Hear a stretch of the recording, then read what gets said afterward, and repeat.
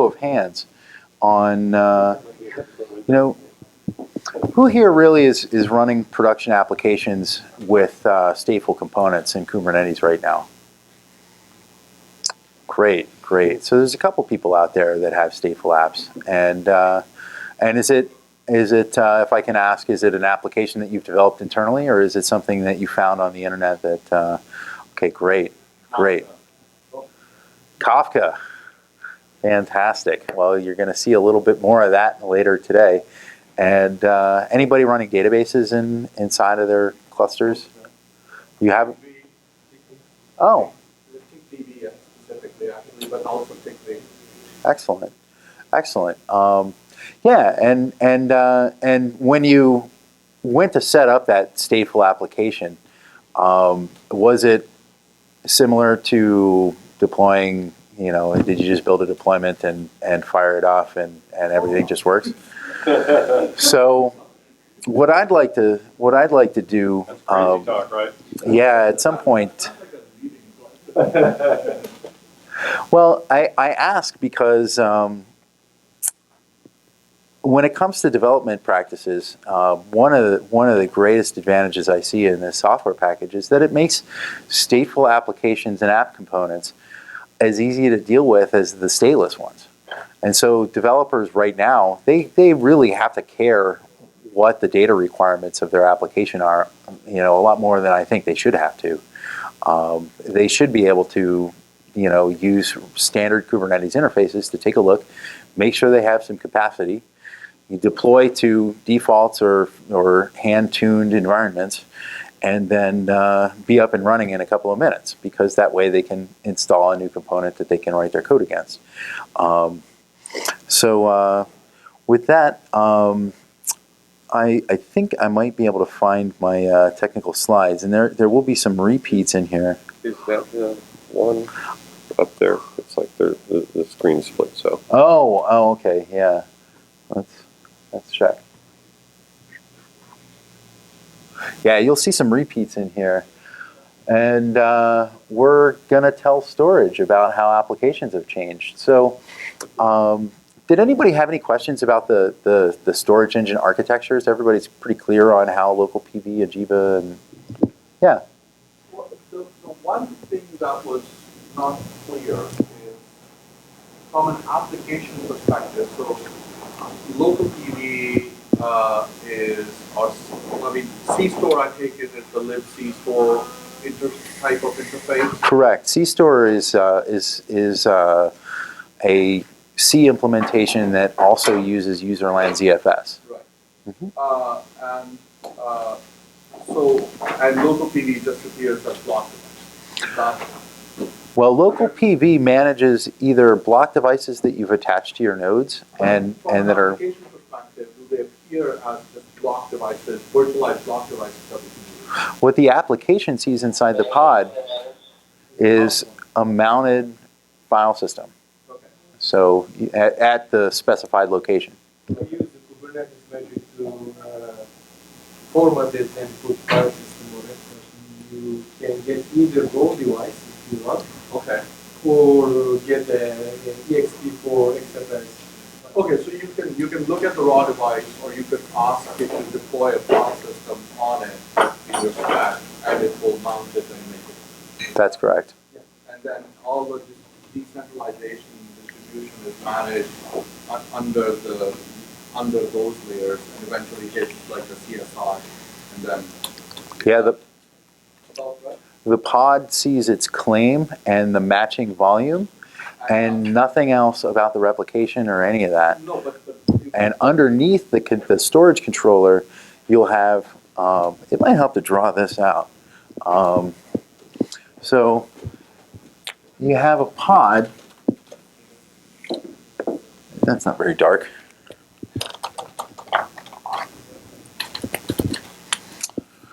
So you have your pod here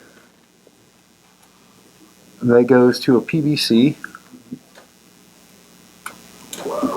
And what that does is it creates a PV by calling out to the Kubernetes API, and the Kubernetes API tells us to go create the volume and match it up. And underneath the PV, there's a controller, and some number of replicas. And so that might clarify things a little bit as to where the interfaces are. And this interface here, the pod to PV interface, is where the iSCSI comes into play. And so that's what the pod sees is a file system that, and what the volume is comprised of is this controller with either one replica underneath of it or three replicas, or sometimes more if you're creating a new replica to respond to a failure scenario or something like that. Does that help? That helps. Thank you so much. Sure. Any other questions about local PV, like how that handles disks versus how it handles directory host path configurations? All right, everybody's clear, it seems. Maybe one question to ask is how many of you use Kubernetes on cloud versus on-prem? Yeah, that would be a really interesting show of hands. Is anybody using on-prem Kubernetes? Great, we've got. Is anybody using on-prem only? Nice, very good.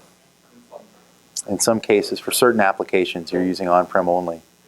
And are there, just out of curiosity, plans or vague or concrete to migrate those workloads to the cloud at some point, or those are always going to stay internal? So a lot of those applications which are on-prem under regulatory. Sure. And there are components of it that need to be separated into to move to any arbitrary targeted cloud. But the users who own that want to be able to make those decisions and then reverse those decisions and then eventually go back and forth depending on the external business drivers. Do those users want to retool their interface to the storage that they use to set it up? Those are parts of that's a core part of the problem.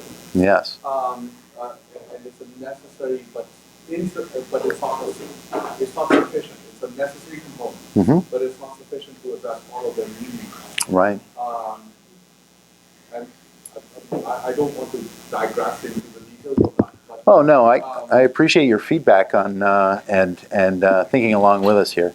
But the need that exists out there that I've seen from the type of customers that we are interacting with, and I come from the angle of cybersecurity and insider threat prevention sort of stuff. All right. Is that there's they have a lot of legacy existing capability that they want to maintain and start sort of incorporating cloud capability into it. Right. So they start with legacy environments that are collecting large amounts of data. They want to be able to bring that in, figure out what components they can offload into central self-owned cloud or third-party cloud. And then being able to deploy controls across that entire supply chain. Right. Not only from the persistent storage and stateful, maintaining statefulness across not just a single application, but a host of disparate applications. And then also being able to talk back with the existing infrastructure. In our case, the customers come out of two verticals. One is defense sector, Mm-hmm. the other is healthcare. Mm-hmm. They have valuable data. Sorry, They have valuable data. they have valuable data. They have a lot of limitations on how and where that data can be stored, Mm-hmm. and that's driven by business requirements, which include and what that's writ large, like Yeah. regulatory requirements, operational requirements, and also the need to start to modernize somehow, but there's nothing that's allowing a complete bridge between the old world and this new wonderful shiny world of Kubernetes and Docker containers, and that's where a lot of difficulty exists. Right, and so in practice, whereas you'd like to fully separate concerns and have every application component have its own storage and have 100% control of that storage and speak to every other component with a well-defined API or through some broker system. In reality, there's some challenges and there's combinations of the two, and I guess what I would say is that that's really why we put a lot of different components together to make up the OpenEBS Enterprise platform, is to sort of give you a tool set to help you manage the whole picture of your statefulness. And that, what comes into that is observability on the traffic, not just network traffic, but storage traffic. The ability to test the infrastructure itself through putting it through the paces that it might encounter during real production network events, say. And really just being able to have the core of the product be an open source product that is, has an active community and that is sort of continuously extended. So the components, I'll step through the components one more time. There's OpenEBS itself. There's Litmus for chaos engineering. And there's the director, both on-prem and online versions for observability. And OpenEBS, we heard a lot about what OpenEBS is and how it's implemented and some of the details. It's young. It's got a very active user community, and I would encourage everybody to jump on the OpenEBS Slack, and also if you do install OpenEBS, then to connect to Director Online, because there's a lot of great features that you get from being in the community and tips that you pick up, but also the online product gives you more ability to sort of see what's going on in your system. We've done our share of OpenEBS architecture stuff. So what do we do with this? How do we use it? So this is similar to what I put up on the whiteboard. You start writing declarative manifests that describe the storage topology you would like to implement. And then once you've described that topology, you create a storage class that references that, and those can be either Jiva, CStore, or local PV. In the case of local PV, we have sort of pre-configured a way to land small PVs on your root file system. So that's just ready out of the box. And for a software developer that wants to get going on a project or test out some new stateful component, it's really nice that you can just say, oh, well, we'll just put it in OpenEBS host path so I can check it out, and then we'll figure out what to do with storage later. It provides persistent volumes for persistent volume claims that you create. So the workflow is really, you create your pod manifest and you create your PVC as part of that, and when you go and apply that, the volumes are created automatically to match with the claims. And so you can inspect the volumes, but you don't manipulate them directly typically. You manipulate them by the claim. Or you change slides just for everyone's information. The slides are not confidential. I know, although you said metadata confidential, just the wrong answer. Yes, that is correct. Thanks for pointing that out, Philip. Open source. It's open source. Yeah, you can edit it if you'd like. No, I'm just kidding. So, what is this chaos engineering? What are we doing here? How does this? We've talked about Litmus a couple of times. What does it do? Well, what it does is it allows you to interrupt or modify the running characteristics of your clusters. So say you have an application in a CI environment, you'd like to see how it behaves when you kill off one of the pods. Well, you could log in and you could kill off one of the pods. Or you can use Litmus to periodically kill off a pod or kill off a pod at random intervals. And so over time, as you have, subsequent CI runs, you end up injecting chaos at different times or injecting these events at different times during the course of the operations of that test. And so over a number of test runs, you'll have visibility into what happens when you interrupt it at this point of the test run, what happens when you're interrupted at that point of the test run. And it'll roll up all the reporting for you. And Uma is going to go over some details on Litmus and dive into that a little bit later, but I wanted to introduce that. You can kill pods. You can do things like inject latency into network connections, and it works across a lot of different resource types, and it uses Kubernetes itself to actually manipulate Kubernetes, which is kind of geeky cool. So CStore we talked a lot about, and I'm going to put this provisioning workflow up because it's something that we're going to step through in a little bit. But I don't want to bore you and talk through the provisioning workflow. Does anybody have any questions about this? Can anybody even read it? Is it too light? Yeah, I wonder. I might try and turn the lights off before we get into the interactive stuff because I think it's going to be hard to read.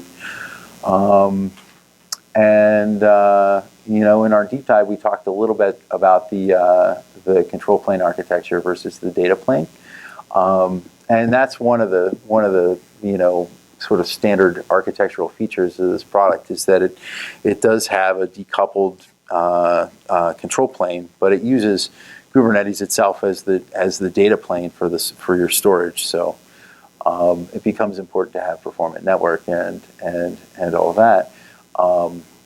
There's even been some questions and some interest in isolating the storage traffic on separate networks, and so we've been kind of talking about how we might do that. Are there any further questions at this point before we dive into a walkthrough of how you do the Convoy install? Mm-hmm.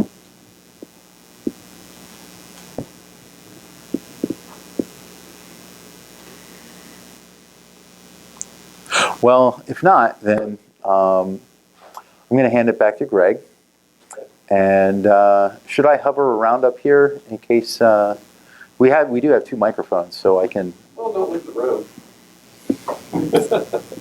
Terrific. Yeah, well, all right. Yeah, you've got a mic there, and I'm just going to turn off for now, but I'll hang around here. Sorry, there was one question that I meant to ask. Sure. Yeah. Absolutely. The chaos engine is basically Litmus rather is basically it can be looked at as a testing environment or a testing. It's a testing tool set. Yeah, it's a tool suite. And if your application passes the litmus test, then it's ready for prod. Or if you want to run chaos in your production environment in order to stress the system, maybe at off hours, maybe as a practice continuously, then you can use it for that too. argue about something we just Sounds good. There's already chaos. Plenty of chaos. Yeah, plenty of chaos already. All right. yeah.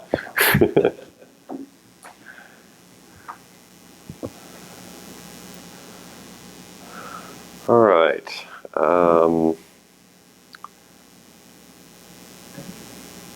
You'll probably get notice that lunch is coming soon. So, let me see if I can deal with the.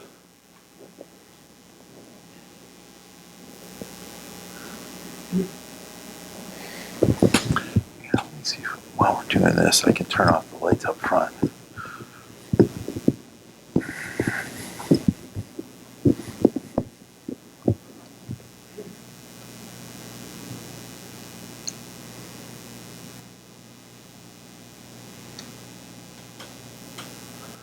All right. So have folks downloaded their SSH keys and okay. There is. Sorry, this is striking me as a little bit loud. There is something I'm going to put up here for a URL to go to. I'll just jump out of the slides here. Let me actually just go quickly into what we have as what we're doing with Convoy. So a lot of times, Day2IQ has this whole series of workshops that is generally quite light on storage.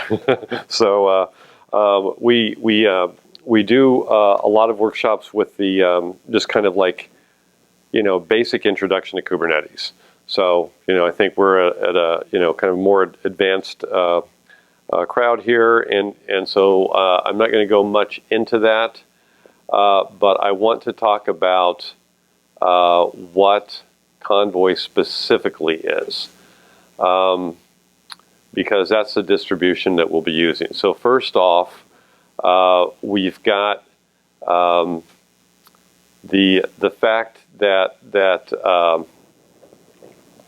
why do we need a distribution at all? And you could use GKE, you could use AKS on the cloud. You might do kind of a roll your own.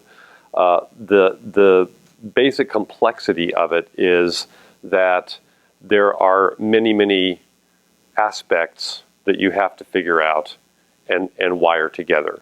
And so the basics are, this is a slide from the Cloud Native Compute Foundation of all those different aspects, monitoring and logging and application management and so forth. So, and I'm going to skip through most of this. And the journey that we found a lot of our customers go through is that they know they're going to use Kubernetes, they know they're going to use a particular cloud platform or on-premise.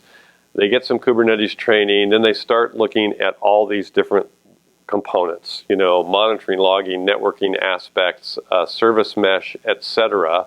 And each one of these has so many options to choose from that they end up spending weeks and months even to kind of basically roll their own distribution. So what we're looking at is, just as you heard from Maya Data about doing continuous testing and testing at scale of all sorts of storage aspects, Day2IQ does all that for all the components that go into Convoy. So even though they're open source, they're moving so fast. This is just in one 6-month period.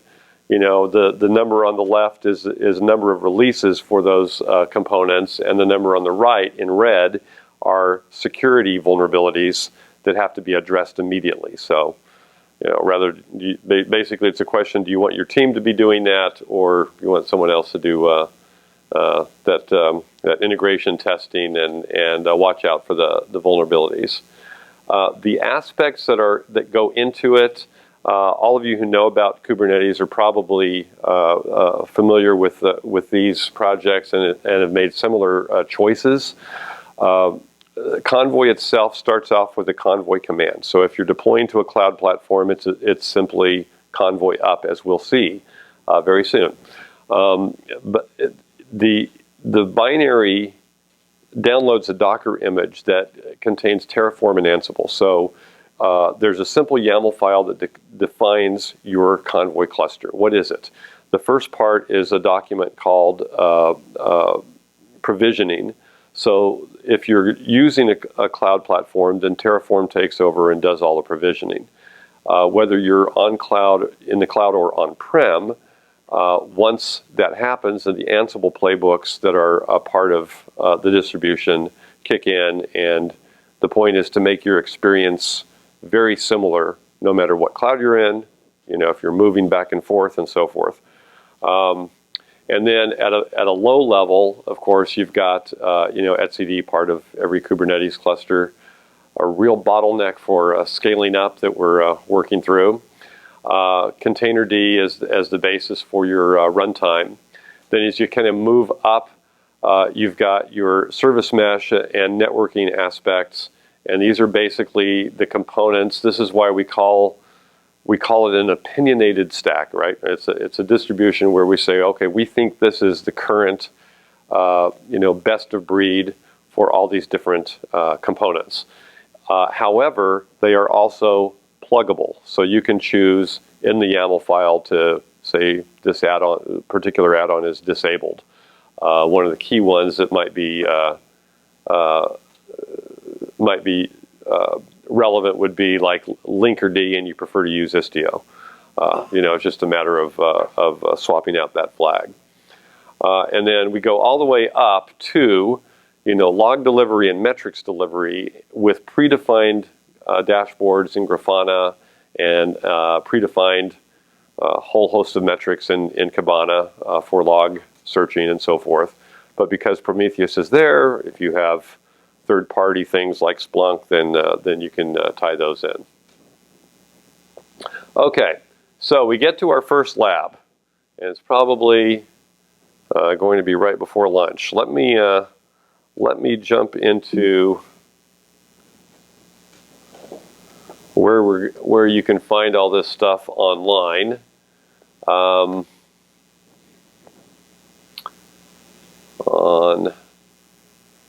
got the wrong GitHub here.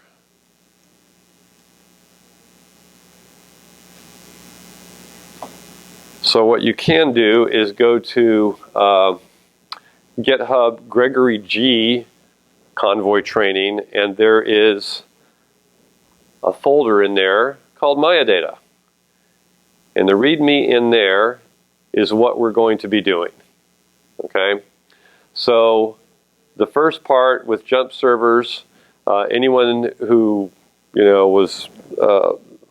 need a little kind of hinting as to what needs to be done. You had on the spreadsheet the SSH keys and PPKs if you're using Windows and PuTTY. And then basically this is just how to get onto it. So SSH to CentOS at whatever address your selected host is. Now, there is in that directory a labs directory. So what we're going to do is, these are the steps.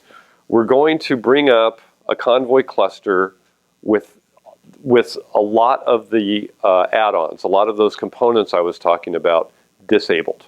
The ones that have a dependency on storage, on persistent storage, will be disabled.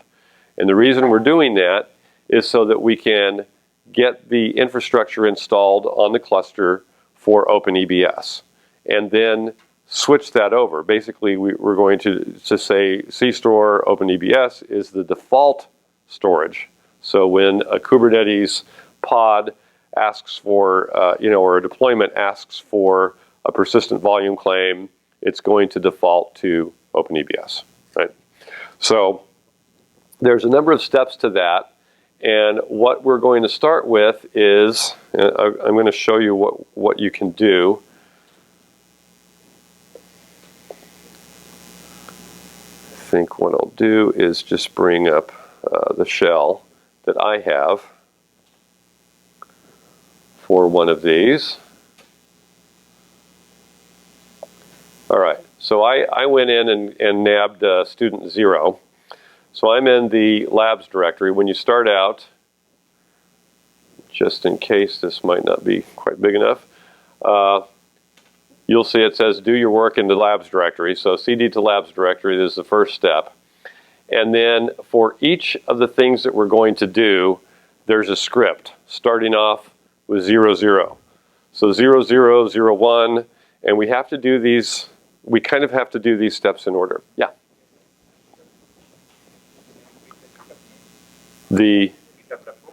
Oh, yes, sorry.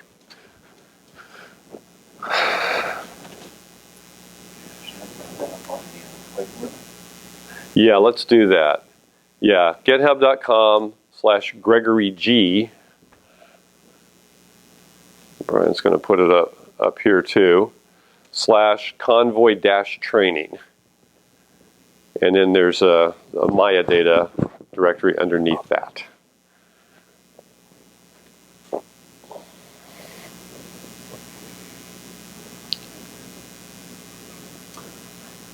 Gregory G. Gregory G.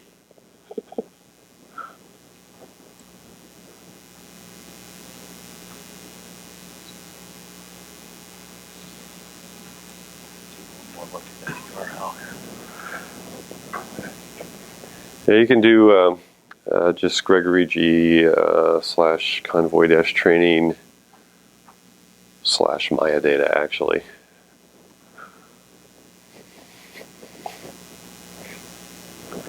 And so if you pull that up, you'll be able to follow along. Yeah, right, because it won't be the, yeah. You have to do it as 2 steps. Go there, and then Maya data, or do that whole URL. All right, anyone having problems getting here, or is that good? Once you have this, then you have steps ahead of, in front of you that you can follow.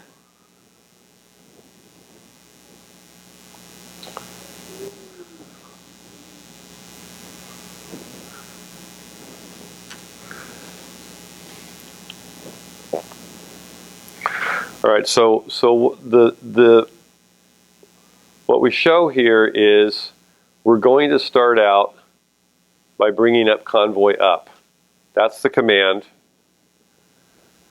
And then the script is going to run convoy apply kubeconfig, which gives you your kubeconfig placed in the default directory so that you're going to be able to use the kubecontrol command from that point on. It's all in, all of that, those steps are in the bin subdirectory 00convoy.sh. So the quickest way to do it would be to just run this script. If you want to copy and paste those commands into your shell, you're welcome to do that too. And this one is going to take a while. So I'm going to do it in a fun way. Time --v bin 00 convoy. So that's how I'm going to execute it. And let's highlight Terraform stuff. So that's going to initialize, it basically does a Terraform init, and then because we have our cluster definition defined as going to AWS, then it's going to bring up the AWS instances. And if you want to look at what that looks like, in your directories, in your lab directories, there will be a cluster YAML once you run that, that first script. So the first document, as I said, is called Cluster Provisioner, saying that we're using AWS as a provider. We're going to specify a number and type of instances for each of our node pools, like this is coming up with 4 workers, and so forth. And then a second document, once those instances have been provisioned, that takes over and basically defines which Ansible playbooks are going to be run. including at the very end of this file a list of add-ons.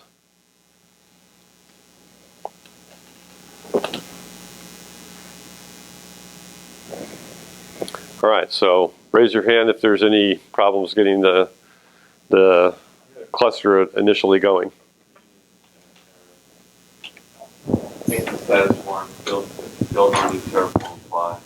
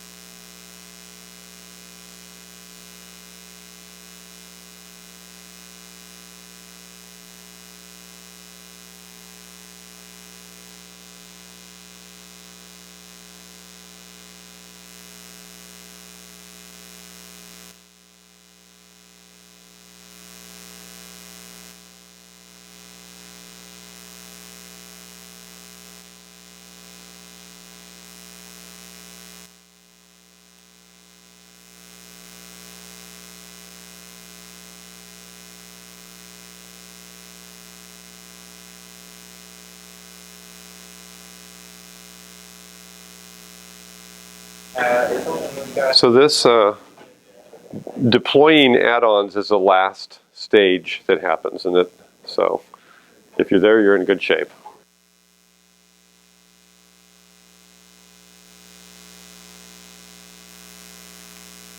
You're in good shape. It's going well.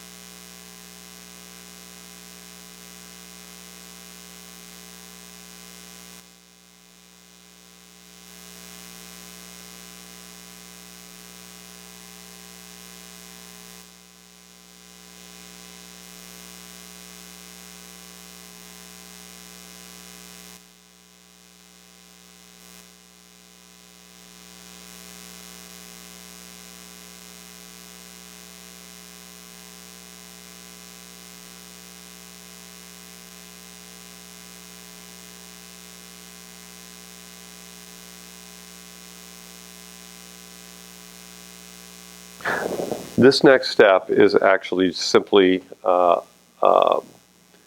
installing the OpenEBS operator. So you can look at that YAML, or at the in the README at that step. We're going to apply it, and it's going to install various things, some secrets,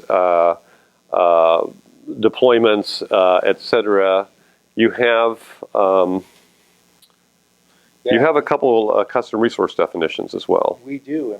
Importantly, we add a daemon set for NDM to use. We add an admission controller, and we add an API component that Right. you can talk to manipulate the other objects. And if you take a look in the OpenEBS namespace, you can see. Yeah. Let's. Here's a good command to use right now. Is whoops. Oh, fine. One moment. Have to do the all-important alias, or else life will be impossible. Okay, kube control, get pods, namespace, OpenEBS. And we'll see the API server takes a while to come up and be both running and ready, and it's not quite there yet.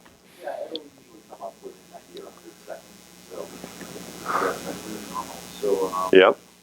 you can see here that we have the line is so wide, I don't know if it'll all fit, but I think it'll illustrate that the NDM pods are one per node. NDM one per node. And the API servers snapshot operators up and running, so snapshot. Take a second.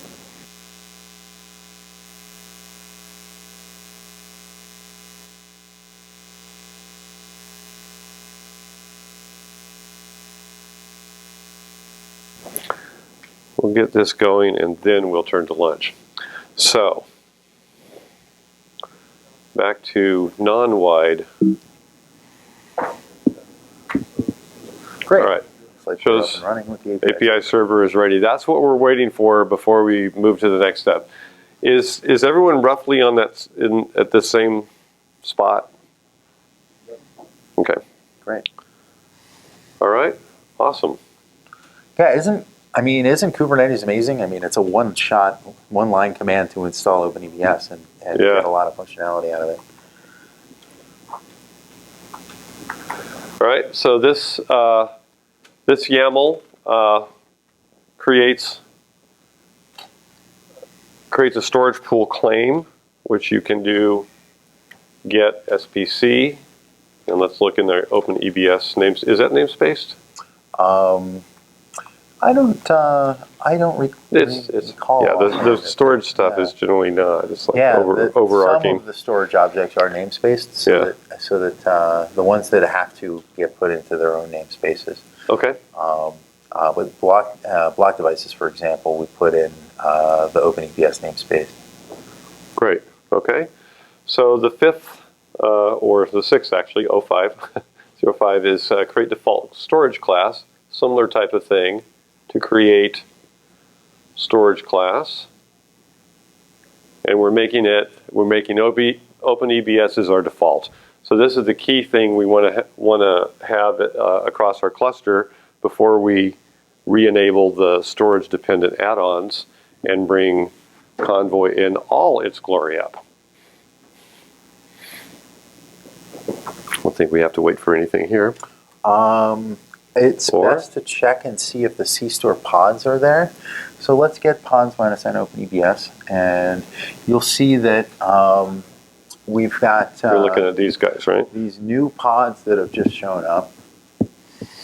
And this is where your storage is.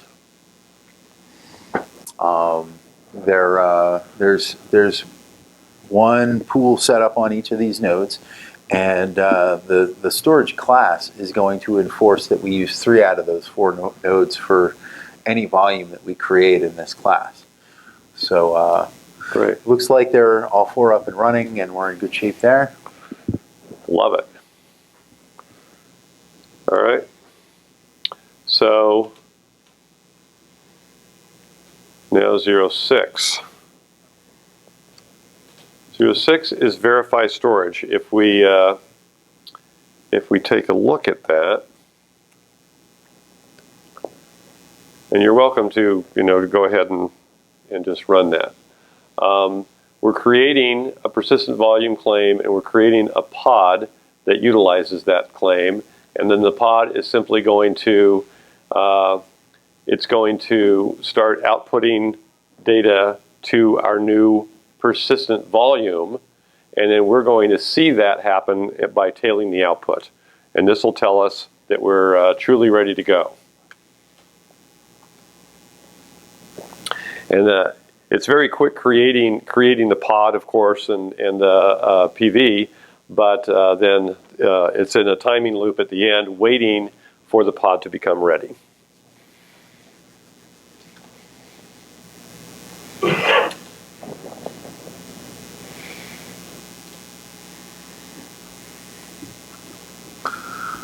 So is there, do you think there's any value in switching to a different screen and inspecting the state as it comes up?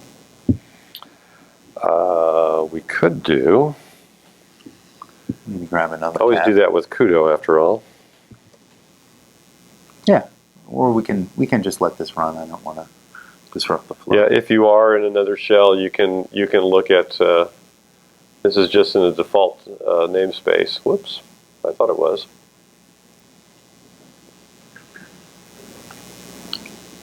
Get enough? At any rate, yeah, it happens so quick that. So the last command there is a kubectl exec into the pod to tail the output, and sure enough, it's up and running with that persistent volume. So we can Control-C out of this. Is anyone not yet at that step? That step of verifying. It's all good? Okay. Great. So if that's the case, then the last step here is that 07 script, which is re-enable add-ons. And what it does is it takes the only difference between these YAML files that define the cluster are, one is storage add-ons are disabled, one is they're enabled. And so we're copying the enabled version over to our cluster.yaml and rerunning. We could either rerun convoy up, or because the only thing that we're changing is definition of what add-ons are enabled, then there's a faster way to go about it by running the convoy deploy add-ons command. So that way we won't have to wait, another 12 or 13 minutes.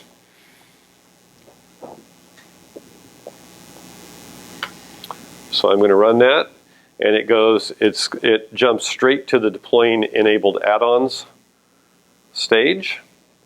And this may take, we've seen it probably anywhere from 3 to 6 minutes, or That's about so. right. Yeah, it depends, but Yeah. yeah. Let's just watch it go. Yep. And as that comes up, convoy, these disabled will get little enabled check marks as soon as their components become available. And once we have that, we'll have a cluster to work with. Yeah, it's great. And it looks like we have some lunch to work with too. Right. Yeah. Yeah. The real incentive to get this cluster up and running is that you can grab lunch.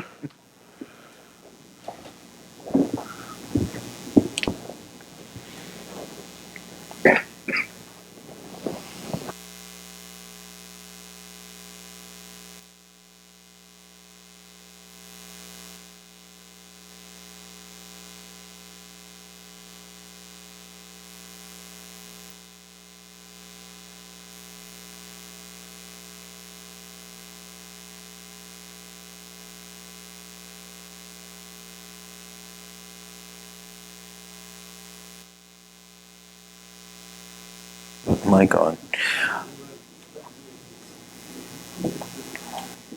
So this is, I mean, these kinds of operations, I mean, developers can do this on their own without the help of an SRE. And that's pretty powerful. You know, I mean, it's not every organization where that's going to make sense. But in a lot of organizations, you do have developers managing their own development clusters. And to be able to get an application deployed in your development cluster, you know, as a sort of a background task while you're writing code is invaluable. You know, I mean, you don't have to block on having somebody, you know, one of the DevOps folks set it up for you. It's all able to be self-service, really, for your developers, which is a good way to keep them happy. Amen.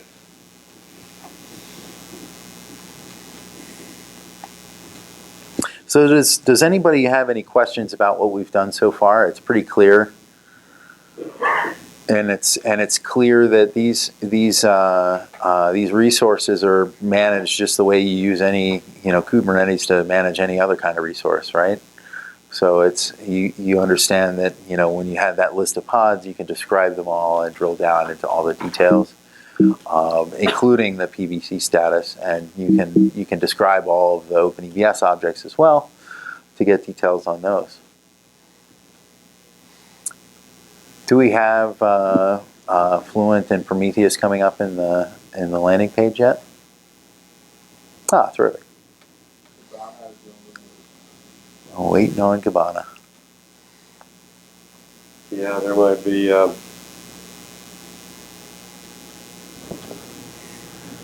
we've got a few other storage-dependent things like Valero, which is for backup and recovery. And not all of the components in Convoy will have a web UI. So those that do show up, you know, in this dashboard. But there are others behind the scenes. Like you'll see Elasticsearch. Elasticsearch is used embedded for finding things in Kibana, for instance. It's not really, we don't really expose the Elasticsearch UI though.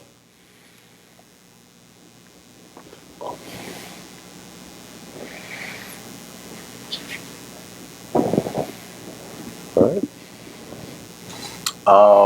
Well, as we're coming to a close on the run that we've kicked off, is there anybody that's finished completely? Everybody still waiting?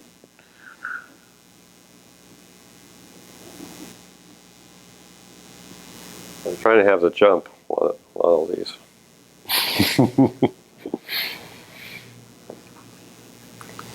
All right. Hey, there's our updater. Take the questions during the lunch.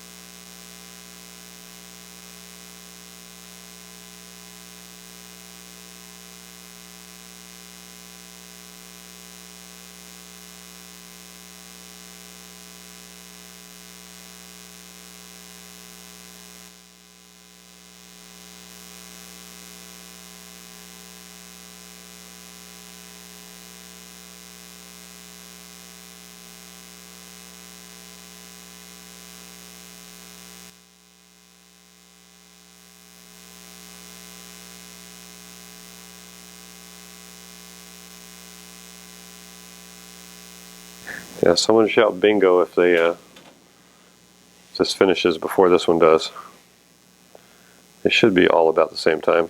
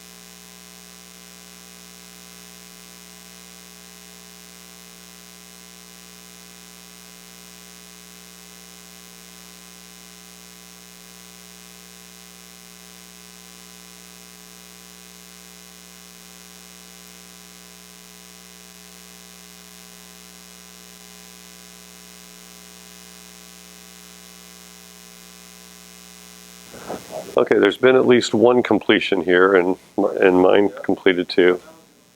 Okay, sounds good.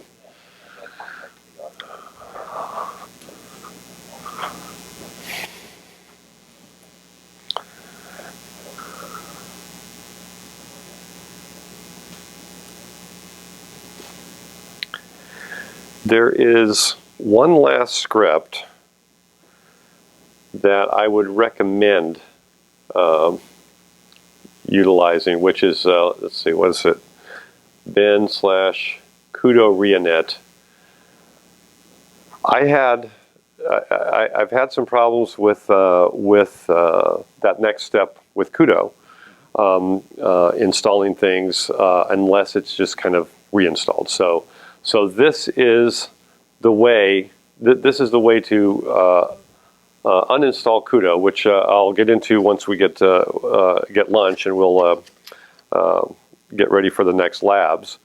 But that will kind of uninstall the small component on the server and reinitialize it, which seems to make it happier with the new default storage and so forth. And then we'll use that. Kudo is something called the Kubernetes Universal Declarative Operator, which is a way to get operators installed, which generally equates to complex stateful applications running on Kubernetes. And you may have used Helm kind of as a package management system, you can think of it. Or we did direct apply for OpenEBS with a kubectl apply YAML that described a whole host of resources that kind of define that operator/application really, and so we'll be using that to install Kafka, Zookeeper, and Kafka, and then basically all those things that you heard about chaos engineering will be based on that. So good time. All right, so I'm going to run that final thing myself, and you're welcome to, or your mileage may vary, and you just want to try running it with, doing the kudo steps after lunch without this. But if you do have any problems, okay, so it's already not installed because of the version we're using. Okay, that's fine.